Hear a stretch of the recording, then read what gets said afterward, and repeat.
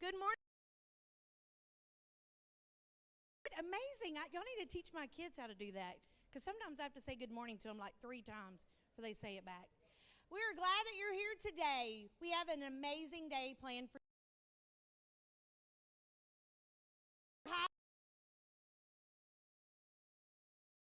And if you want to come up and sing with us, I encourage you to get on your feet and get ready for worship.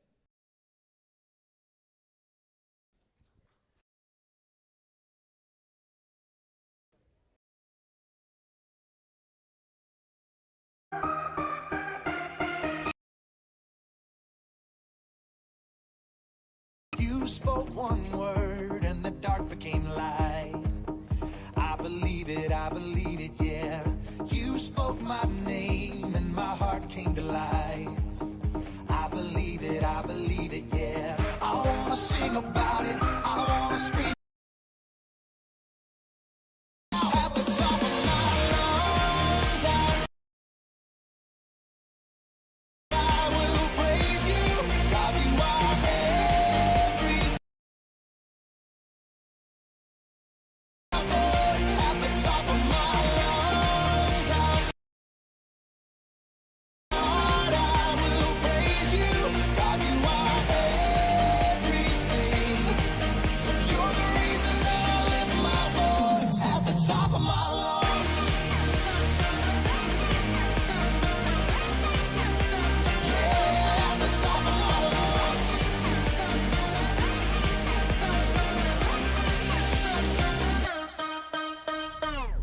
You're all I need every day of my life. I believe it, yeah. You're all I need, always here by my side. I believe it, yeah. I wanna sing about it, I wanna scream and shout it, I wanna sing it right now. At the top of my lungs, I sing. With all of my heart, I will praise you. God, you are everything. You're the reason that I lift my voice. At the top of my lungs, I sing. With all of my heart, I will praise you. God, you are everything. You're the reason that I lift my voice. At the top of my lungs. Yeah, at the top of my lungs.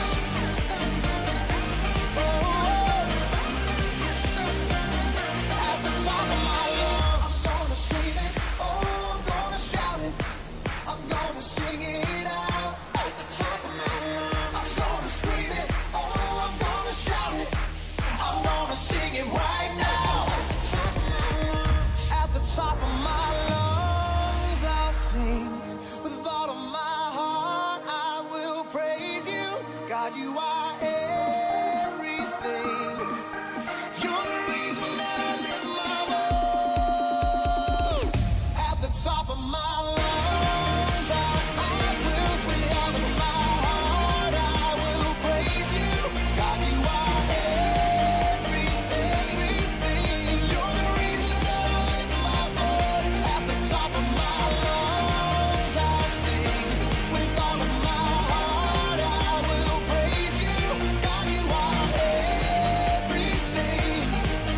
You're the reason that I lift my voice. At the top of my lungs. At the top of my lungs. Yeah, at the top of my lungs.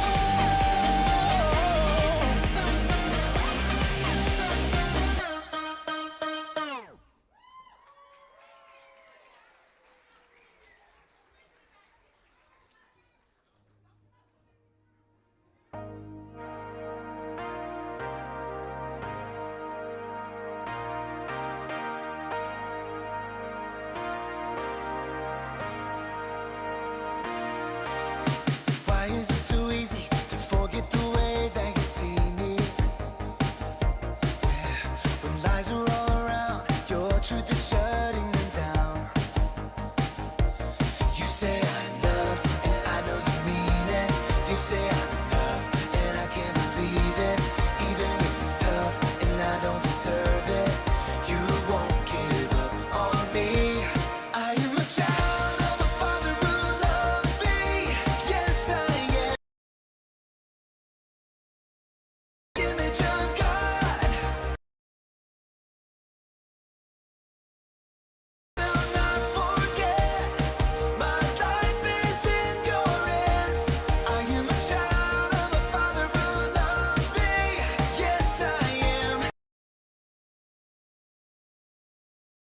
Tell me what you think about me. Oh no, no matter what I feel, I'm gonna trust in your words. Yeah, when you say I'm loved, I know you mean it. You say I'm enough, and I can't believe it. Even when it's tough, give up on me. I am a child of a father who loves. Yes, I am.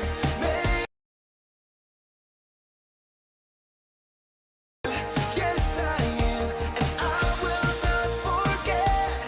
My life is in your hands, 'cause I am a child of a father who loves me.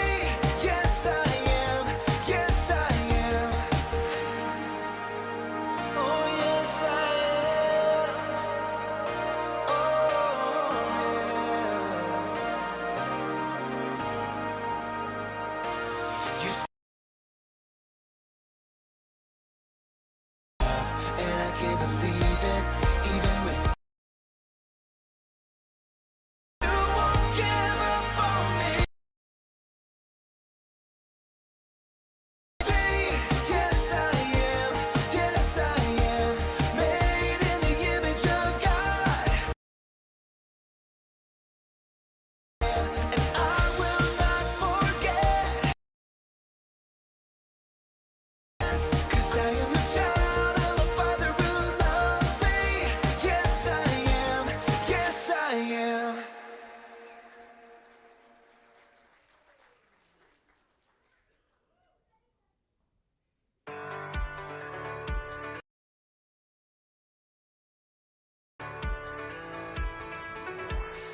I was lost and could not see. I was searching, you found.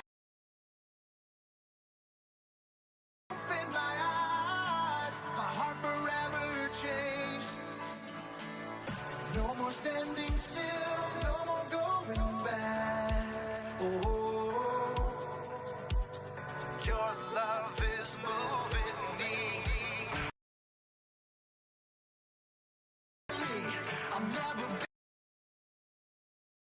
everyone around me.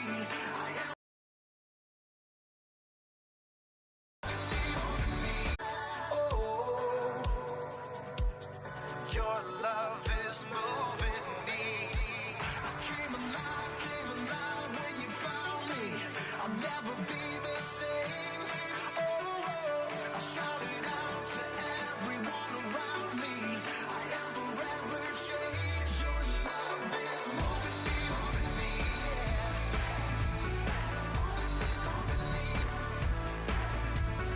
Moving me, yeah.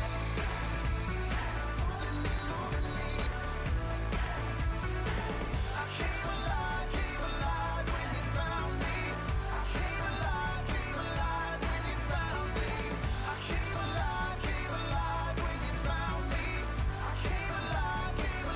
Your love is moving me. Your love is moving me. Your love is moving me. Your love is moving me.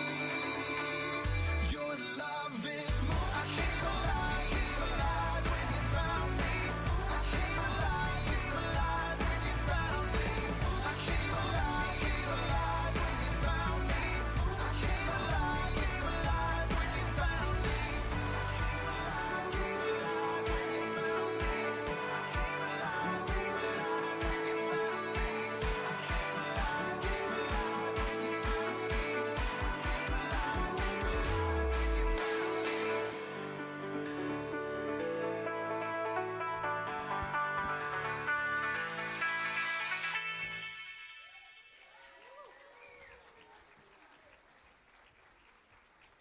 There we go. Hello, everyone. Good morning. Hope you're all enjoying Kids and Youth Takeover so far. If you don't recognize me, my name is Jeffrey Schunkweiler, and I am the youth pastor here at CCC. And what we're going to do this morning to kind of kick things off is something that we do pretty often in both the youth and children's ministries, is we're going to play a little game. So what I need is 6 somewhat able-bodied people to come up here and join us in a game. So give me 6. Give me 6. I'm looking at all y'all out there. Come on. Yeah, let's go. Let's go, Braden. Man, y'all are tougher than teenagers. If this was CCC Price is Right, y'all be like, Let's see, how many we got? We got Riker. 1, 2, 3 over here. 2 more on this side. Kaylin Smith, come on up. 1 more. Come on, Bryson. Get on the side. Okay, here we go. We got the young versus, whoa, we got 2 teams. Woo-hoo-hoo. All right, everyone. So, to explain the objective of the game a little bit, the idea is that the first team that gets all 3 of their lights lit, like so, is the winner. And so, in order to do this, it'll be a little bit of a relay game. So, when we start, the first person will run, and they will run around this cone and run back, and they will click one of their lights on, and that's how you get one. So that is how you turn your light on. However, as the game progresses, if you start to notice that the other team maybe has more than you lit up over on their side, you can elect to run all the way from your side across, get over here, turn it off, and run all the way back to kind of sabotage them. Now, to turn one of yours on, you have to loop around the cone and go back. To turn off another team's, you just run to the other side and back. No loops around the cone. Okay, now you have to wait for the person that's going to get back across the blue table before the next person goes. Then after you go, loop to the end of the line because you'll probably go again. Okay? So does everyone feel like they understand the rules clear enough? You got it over here? We're good over here? Okay. So I'm going to say 3, 2, 1, go, and that's when we'll start. No jumping early. Okay. 3, 2, 1, go.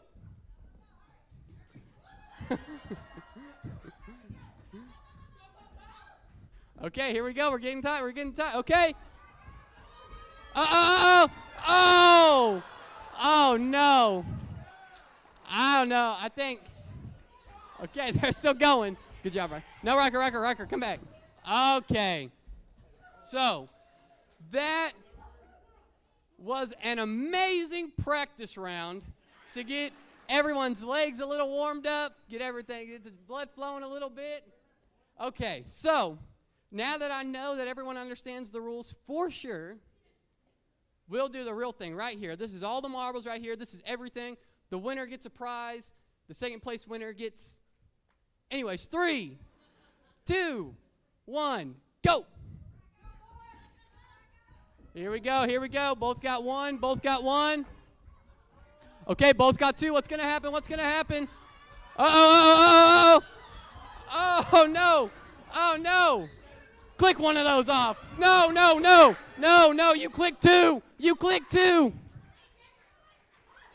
Oh, no. This team won over here. All right. For first place, we have some first place winner trophies. Woo! Here we go. First place gets a trophy. Thank y'all very much. Second place, you get a nice, solid, crisp high five. Yeah. Whoop. Careful, Kaylin. Yes. There we go. Thank you very much. Thanks for participating, buddy. Thank y'all all for indulging me just a little bit. Boy, howdy, that's heavy. If y'all will, go ahead and turn your attention to Mr. Houston Brown entering the stage.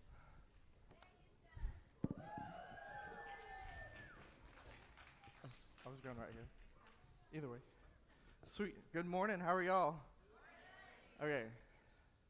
So, I'm all about collecting toys, and I brought this limited edition toy with me this morning, okay? So, have you ever been up in my office? There's all kinds of toys, but this is Limited Larry. So, I'm going to introduce y'all to Limited Larry. Okay, everyone say hello to Limited Larry. Oh. Woo, okay. Hello there, folks. You know, being a limited edition is being part of a secret club, like the rarest Pokemon cards or the last slice of pizza at a party. That's right, Larry, okay? So imagine that you're walking down the street and suddenly you see a sign that says, join the limited edition club. What do? I'd run right in, of course. Who wouldn't want to be part of that club that's so exclusive? They only accept the finest, the quirkiest, and the most unique individuals. Absolutely, Larry. And being part of that club means embracing your quirks and celebrating your uniqueness. We're like a pair of funky socks and a drawer full of plain white socks, okay? Oh, I love funky socks. They're like a party for your feet. And just like socks, we're here to bring some fun and laughter to the world. That is totally right, Larry, okay? So we all have our own special talents and abilities that make us a limited edition, okay? Some of us can juggle, some of us can sing, and some of us can even make a mean batch of cookies. I love cookies. Now you're speaking my language. But seriously, folks, let's not waste our time trying to be like everyone else and embrace your limited edition. I'm sorry, Larry, your voice just changed. And let your unique qualities shine. Absolutely, Larry. Okay, so let's make this pact today, okay? So repeat after me. I'm going to say, I'm a limited edition and I'm proud of it, okay? I'm a limited edition and I'm proud of it. Okay, Larry, you can do it louder, okay? You ready for this? As loud as you can, okay? I am a limited edition and I'm proud of it. That's the spirit, Larry, okay? So remember, folks, life is too short to be ordinary, okay? So embrace your limited edition status, and let's make this world a funnier and quirkier place, okay? Sweet. Everybody give it up for Limited Larry. Oh. Oh.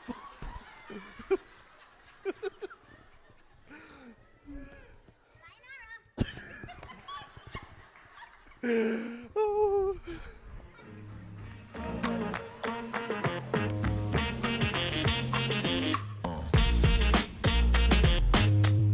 Good job.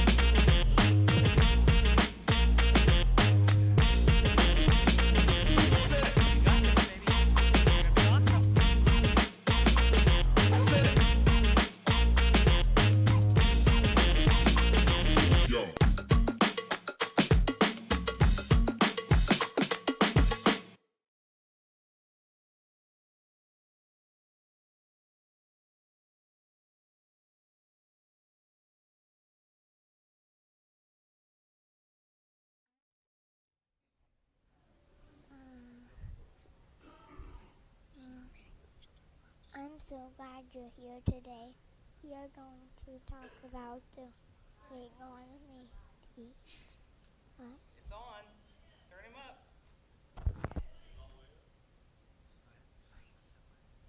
I'm so glad you're here today. We are going to talk about the way God made each one of us to be so special, so unique, and so there's only one you, and that's right.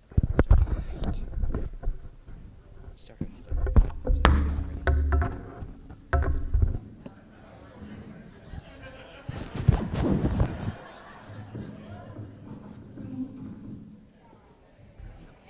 I'm so glad you're here today. We are going to talk about the way God made each one of us to be so special, so unique, and so rare. There's only one you, and that's what makes you a limited edition. It's one thing to know all of that is true, but sometimes the stuff that makes us unique is the stuff that makes us feel different, and different isn't always what we want to be.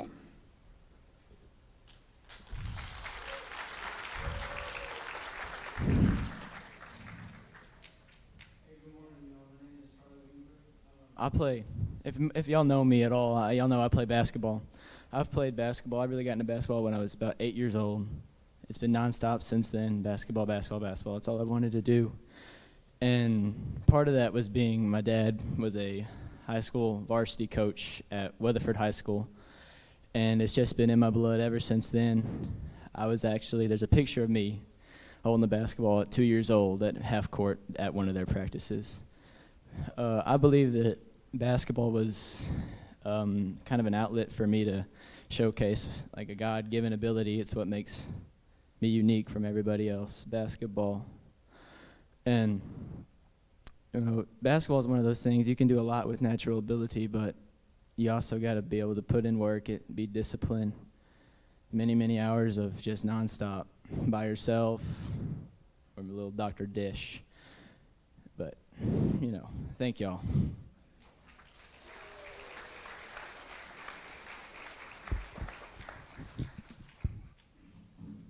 Maybe you got something that makes you different from other people in some way or another. After all, we all have unique and special qualities. But while people may say it's not a bad thing to be different or stand out, you don't really believe it. So what do? You might hide the things that make you unique so that no one will notice them. And honestly, I get it. There are so many reasons it can be scary to be who you really are. But I think if we're being honest, we all want to be who we known and accept for who we really are. And we want to be loved no matter what. The problem is there's risk involved here. If we're going to be honest about the things that makes us special, unique, and even different, we're accepting the risk that we might get made fun of, left out, or rejected for it. Now maybe you're hearing all of this and thinking,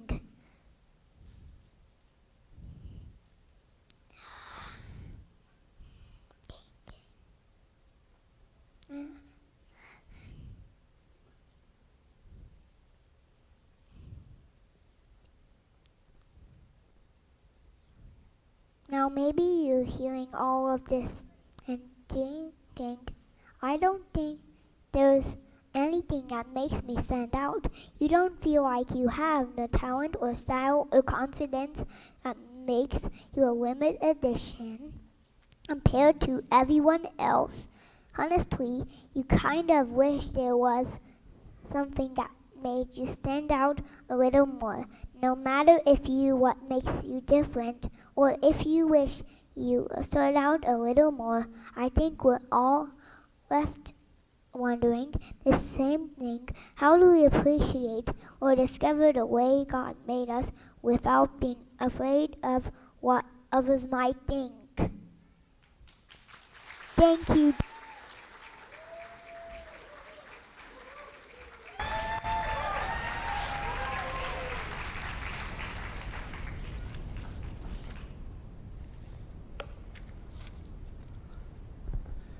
There's a story in the Bible written by a man named Samuel. It's really more of an autobiography since Samuel wrote it all himself.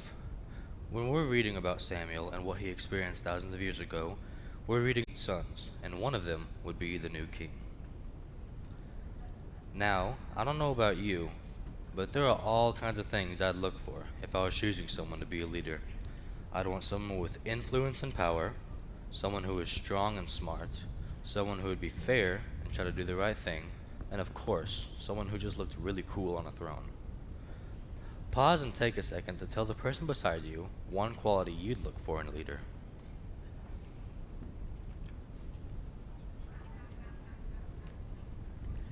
I think Samuel had a list pretty similar to ours, and when Samuel saw Jesse's oldest son, he was positive he'd found the new king. But well, that's not exactly how things turned out. When they arrived, Samuel took one look at Eliab and thought, surely this is the Lord's anointed. But the Lord said to Samuel,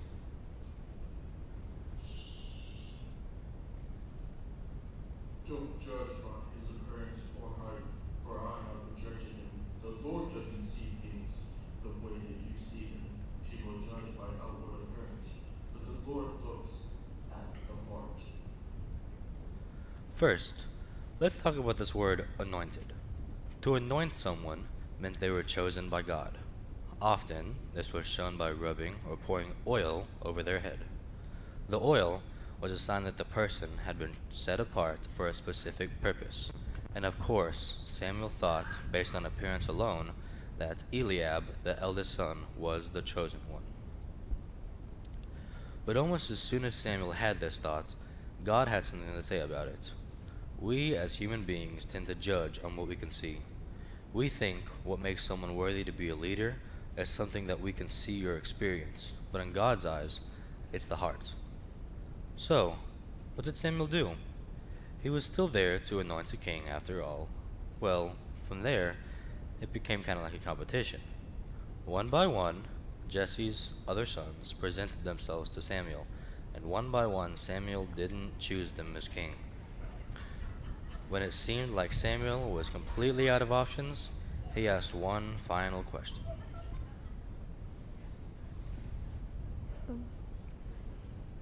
Then Samuel said, All the big guy they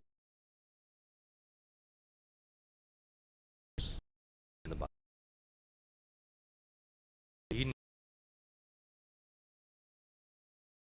Being teasing or encouraging him to change, God chose David because of what made him different from everyone else. Years after his interaction with Samuel, David did become king, but it wasn't an easy path. He spent many years still tending sheep, even after God planned to make him king. Then, David closely served the king in charge before him. At times, his life was in danger,